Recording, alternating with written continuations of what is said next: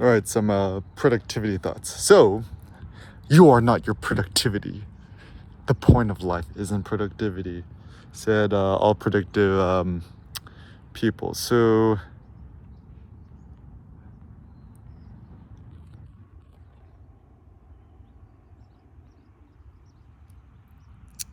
some thoughts. Assuming you want to actually maximize your productivity, it actually seems to make sense to live somewhere with lots of natural light and sun. So I was like insanely productive in Phnom Penh, Cambodia, Southeast Asia, in Vietnam, in Saigon, Hanoi. Even surprisingly in Hadong, South Korea, in the mountainside, something about the mountain air. Productive here in SoCal, on the East Coast in Providence. It seems that like the maximum natural light exposure and a dynamic lifestyle is best onto productivity. And some thoughts. First and foremost, in order to become more productive, you want to cut or reduce or not engage with things which require maintenance. For example, owning a car, right? Even if you own the world's best car, whatever, Tesla, whatever, even electric cars, which are better, so you gotta charge the car. Charging anxiety is like, oh man, my battery's only at 10%. I gotta find a charger. Like, it's kind of all these little annoyances. Anything that requires somebody else to do it and you had to wait around and schedule it is kind of not worth it. Even if you're like a billionaire, trillionaire, can't do it yourself, you have to hire a contractor. You gotta call up the contractor, you gotta wait for the contractor, pay the contractor, you gotta deal with it, billions of headaches. Like even my sister's boyfriend slash now fiance, soon to be husband, family, nice ass house in Palos Verdes in the mountainside or on the cliff, and they've been creating this like palace mansion for like maybe like 20-30 years, and the contractor is like low-key been kind of nickel-diming them, kind of messing things up, got to sue the dude, proof and stuff like that. So it's just headaches on headaches on headaches is not worth it. So things to reduce headaches, conflicts, maintenance is a good idea. So even like any gasoline car which requires an oil change, doesn't matter if you got a Lambo, Rolls or whatever, Bentley, not worth it. And even electric cars, sooner or later you still need to change the brake pads, the brakes. Got to charge your car. It's like so annoying, right? So even with devices, an argument against devices is the more stuff you got to charge and maintain, kind of annoying. So yeah, don't wish that upon nobody. I've also found that the more I've been working out, the more productive I am. Ironically, because you go to the gym, you work out for an hour or two, you go yoga another hour. I've actually whenever I go to the gym, I've been going with my mom every single day, and my gym trip might take 2 or 3 hours because warming up, spend time with my mom, walking around, and then also another hour in the evening. But so let's say I spend 4 to 5 hours a day working out. Ironically enough, the upside of it is, I sleep better, I have a better appetite at night. For a while, my limit was only like 1.5 beef ribs or 1 3/4 beef ribs. Now I could finish a whole 2 racks of beef ribs. So the new goal is to eat 3 beef ribs by myself, right? And sleep better, wake up better mood. I feel like my testosterone's up. I feel like my mindset's like, don't fuck with me, or I'm unfuckable with, and I ain't scared of nothing. All I'm focused on is just creating and turbo thoughting and stuff like that. And so even now, the only thing about it this way, don't think about metaphorical concepts. Think about the antagonist or the other rival or the other human being. So there's no person at the gym who I'm intimidated by or could fuck with me. Even though a dude might be way buffer than me, I feel like my chutzpah, my balls, my hardness or my thing is unsurmountable. So it's funny because at the gym, everyone's trying to become most alpha. In my mind, I'm the most alpha, right? Whether that's true or not is up to debate. But yeah, becoming the most alpha doesn't necessarily mean who's the strongest, doesn't mean who's the buffest, the most swole, whatever. I think it's kind of like ultimately when it comes down to it, it's Achilles versus Hector, man versus man, mano a mano. Yeah, once you're not afraid of no other human beings. Because I think right now, what we're afraid of is we're afraid of phantoms and ghosts and metaphorical concepts. You're afraid of notions like social stigma, shame, people laughing at you, monetary, social, economic failure, go Negro, whatever, right? But once you look at the other human being, there's nothing to be afraid of, right? Really, and I think this is where street photography, Google the EK workshops is good, because conquering your fear of approaching, interacting with other humans is really the number one goal. And also the thing too is, don't be interested in becoming a billionaire or whatever. It's more like, who are the interesting individuals? So for example, out of all the people I've ever met in the world, I think I could only count 2 people that I found really interesting. One, Ryan from Backyard Brew, the guy with the beard who runs the Backyard Brew coffee shop in Palo Alto in the alleyway. He's probably the most interesting philosophical entrepreneur that I've met, right? And then another guy named Bing in Singapore. He runs a coffee shop, restaurant, also stock dude, independent thinker, etc.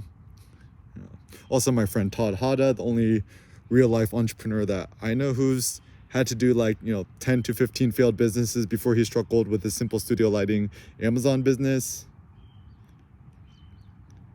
Besides that, I don't know anybody else who is self-employed or self-owned, right? And even out of all the YouTubers, the famous YouTubers I met, they're all so always complaining about the algorithm, always complaining how they don't have enough money. This is a funny thing too. People is not as rich or successful as they seem. Even people who's driving the new, Tesla Model X, Plaid, whatever, right? It's this guy is so into debt. Even my mom was telling me in Korea, a big problem is so many people are in debt, insane amount of debt.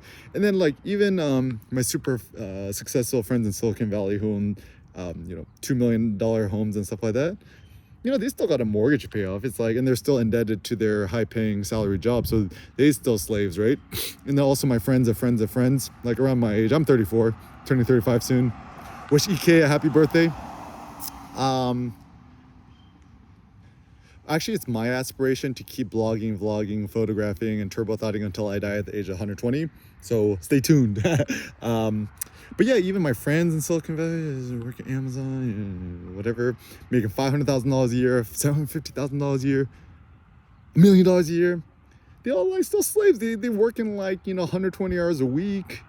Just think about this way. It's can they go a whole day without checking their email? Right? You can't. You still a SLAVE. New slaves. Doon, doon, doon, doon, doon. We's the new slaves. If you have email installed in your phone, use a slave. I don't mean to call you a slave. I'm sorry. I'm just trying to think about this metaphorical notion of freedom. And so I want my freedom fries. Don't tread on me, bro. It's the road to the life of the greatest productivity is to make a lot of thoughts. iPad Pro 11-inch, get the M1, M2, whatever's newest. I'm using the M1. And yeah, you're gonna vlog. I've experimented with everything. I love my GoPro Hero. The GoPro Hero Mini is out. Buy that. Looks super good. Shout out to the GoPro team. It's funny because man, I'm a genius. Because this morning I woke up, I had this notion with the GoPro Zen. I'm a camera without no back screen or front screen, super small. And then I checked the GoPro website. They done made it. I'm I'm a genius. Apple should also make iPhone Zen, iPhone without no screen. That would be really innovative. But anyways, so the fewer screens, the better. So to be more productive, A, don't own a car. B, if you need a car, borrow a car, life share. I'm into this life sharing notion, communal living, or just call an Uber. It's funny because if you do the maths, right? Even if you Ubered every single day, every single way, it's still way cheaper than owning a car, paying for insurance, DMV, paying a Tesla. To buy a Tesla is insanely short-sighted, in my opinion. It's too expensive. Way, way, way too expensive. If you really need a new car, just buy used. Subaru 5-speed something, or even I was checking Nissan's website, nissanusa.com. You could buy a brand new 5-speed Versa for only $15,000, and I'm like, yo, that's a great deal. My first car was a 1991 Sentra my first car was a 1991 Sentra XE 5-speed, no tachometer, just got to shift according to hearing your ears. Even with Sen, when I teach him how to drive a car, it's for sure going to be a manual transmission, gasoline car. It ain't finna be no electric car, no hybrid. I have this irrational pride of driving stick. Every car I've ever purchased has always been stick and will probably continue to be stick, even though it's totally an irrational thing. Another thing to learn about human beings, we's not rational, we's emotional, and we all want to seek to become alpha.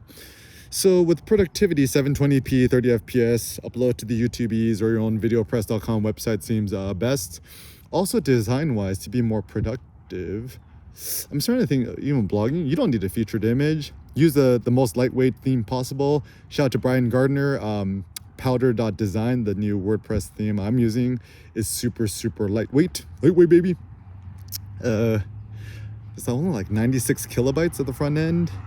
And the lighter it is, the faster it loads. And also the more you can produce. Like even the big issue with WordPress now and WordPress.com, WordPress.org, this focus on this featured image, I don't know why, but I don't know what happened to the code base. If you want to add a featured image, it takes at least like 30 seconds to load before doing it. So maybe just not using featured images is a good idea. Even with Google for a very, very long time, even kind of now, the biggest speed of Google is because there's no image thumbnails and stuff. For a long time it was just pure text, right? And this is how Google won, because Google was the fastest and most efficient. Now that Google has the AMP framework and the web.webp images a lot smaller, they can start showing some thumbnails, but still plain text seems to be the best. Sending emails, I use sendy.co. If you want free turbo thoughts, high speed turbo thoughts, Google Airkim News, subscribe to the EK newsletter with turbo news. My aspiration with email newsletters is very simple, I actually want to send email newsletters that people would actually like getting it. Like, when's the last time you got an email you're like, I'm so glad I got this email? Never, right? Unless you're part of the EK News, right? Feel free to forward a friend, share the wealth. Because I'm passionate about information news, but then the big problem is I've never read no book or read a magazine that's actually like useful, practical, philosophical, etc. So essentially become the change which you wish to see manifest in the world, a la my best friend Gandhi. So whenever you see an empty spot for something you desire or seek, create it to fill the information. So I think that's the road to the greatest productivity. Follow your own curiosity, things that you're passionate about, things that's on your mind, ruminate, and just share and publish it with others.